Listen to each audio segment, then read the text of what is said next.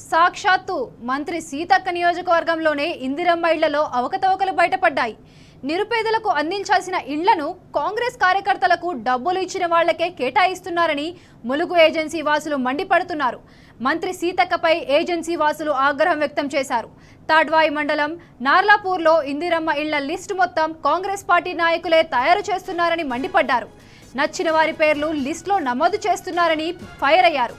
సీతక్క మాటలు నమ్మి ఓటేస్తే తమను దారుణంగా వంచారని వడ్డెర కాలనీ మహిళలు నిప్పులు చెరిగారు. కాంగ్రెస్ నాయకులు మరోసారి తమ వద్దకు వచ్చి ఓట్లు అడిగితే తగిన శాస్తి చేస్తామని హెచ్చరించారు.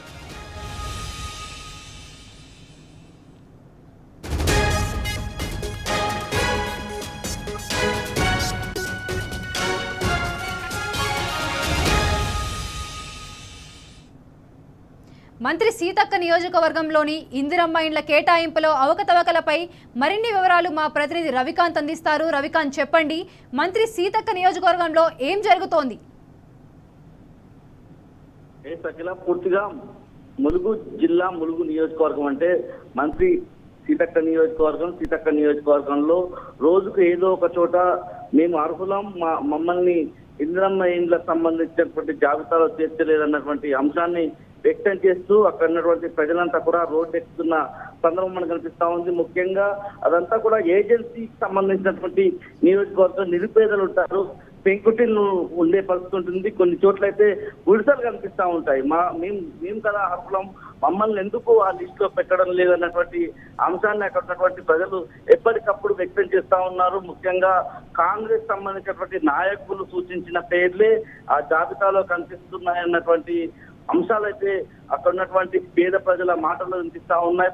ములుగు జిల్లా మనం చూసినట్టయితే ఇటు తాడ్వాయి మండలం నార్లాపూర్ గ్రామమే కాకుండా ఇటు మంగపేట మండలానికి సంబంధించి నరసింహసాగర్, శనిగకుంట, కోమటపల్లి గ్రామాలకు సంబంధించి కూడా ఇదే అంశము అక్కడ ప్రజలంతా కూడా వాళ్ళ ఆవేదన వ్యక్తం చేస్తా ఉన్న సందర్భం మనకు కనిపిస్తా ఉంది. ఎన్నికలప్పుడు ఓట్ల కోసం వచ్చి అనేక మాటలు చెప్పి ఓట్లు వేయించుకొని గెలిచిన తర్వాత మంత్రిగా కూడా అయ్యి వాళ్ళ మమ్మల్ని మోసం చేస్తా ఉన్నారన్నటువంటి అంశాన్ని అక్కడ ఉన్నటువంటి ప్రజలు వ్యక్తం చేస్తా ఉన్న సందర్భాన్ని అయితే మనం చూస్తా ఉన్నాము. ఇందిరమ్మ ఇళ్లకు సంబంధించినటువంటి జాబితాలో మా పేర్లు నమోదు చేయకుండా కాంగ్రెస్ నాయకులు ఎవరి పేర్లు చెప్తే వాళ్ళ పేర్లే ఆ జాబితాలో చేరుస్తున్నారన్నటువంటి అంశాన్ని వ్యక్తం చేస్తూ అధికారుల దృష్టికి కూడా తీసుకెళ్ళిన ఎటువంటి దాని మీద యాక్షన్ కావచ్చు, ఒక విచారణ కావచ్చు, అసలు ఏం జరుగుతా ఉంది గ్రామాల్లో అన్నటువంటి నిజాలను చేర్చడంలో ఇవాళ అధికారులు కూడా పేద ప్రజలకు సపోర్టివ్ గా ఉండడం లేదని మనం అర్థం చేసుకోవాల్సి ఉంటుంది.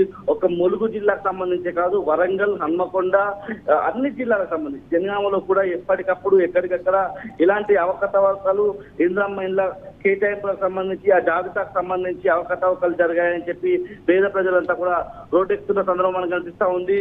వరంగల్ జిల్లా మనం చూసినట్లయితే పూర్తిగా వరంగల్, హన్మకొండ సంబంధించి ఇటు వర్ధనపేట నియోజకవర్గానికి సంబంధించి ఇటీవల అక్కడికి వెళ్లి ఇందిరమ్మ ఇళ్లకు సంబంధించిన పట్టాలు అందజేసే క్రమంలో ఎమ్మెల్యే నాగరాజును కూడా అక్కడ ఉన్నటువంటి స్థానిక ప్రజలు నిలదీశారు. ఐనవోలు మండల కేంద్రంలో జరిగినటువంటి ఈ ఇళ్ల పట్టాలకు సంబంధించినటువంటి కార్యక్రమంలో మేము ఊరు వదిలి మేము బతుకు తెరువు కోసం హైదరాబాద్ పోతే ఈ లోపే మా పేర్లన్నీ కూడా లిస్టులో నుంచి తొలగించారు. అంటే ఇక్కడ ప్రధానంగా అర్థం చేసుకోవాల్సింది 1, 2, 3 జాబితాలకు సంబంధించి మీ పేర్లు ఉన్నాయని చెప్పి వాళ్ళ పేర్లు చూపిస్తా ఉన్నారు.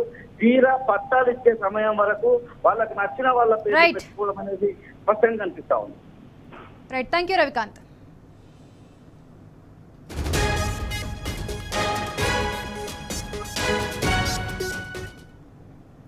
సాక్షాత్తు మంత్రి సీతక్క నియోజకవర్గంలోనే ఇందిరమ్మ ఇళ్లలో అవకతవకలు బయటపడ్డాయి. నిరుపేదలకు అందించాల్సిన ఇండ్లను కాంగ్రెస్ కార్యకర్తలకు డబ్బులు ఇచ్చిన వాళ్లకే కేటాయిస్తున్నారని ములుగు ఏజెన్సీ వాసులు మండిపడుతున్నారు.